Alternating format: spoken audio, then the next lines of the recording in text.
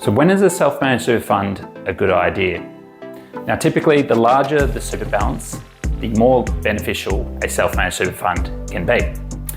And one of the reasons is that the annual accounting and audit fees are typically fairly flat at around about $3,000 a year. So if you have a balance of $300,000, then the accounting and audit fee is going to be 1%. However, if you have a combined balance of $3 million, then it's only 0.1%.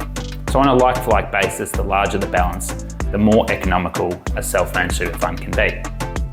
The second factor is if you want to have a wide investment mix within your self-managed super fund. So you can have direct property, you can even have your own commercial property in your self-managed super fund.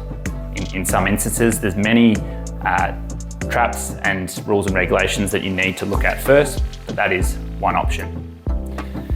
Now, if you also have a complex family situation, so maybe a blended family, there are estate planning benefits of having a self-managed super fund, such as the ability to have cascading beneficiaries. Now with normal retail or industry funds, typically you can only nominate one or multiple beneficiaries at any one time, but in a self-managed super fund you can have provisions where you have cascading beneficiaries depending on different factors. Now lastly, you also need to have the time and mental capacity to want to run a self-managed super fund, because as a trustee or a director, that's your responsibility to manage the self-managed super fund.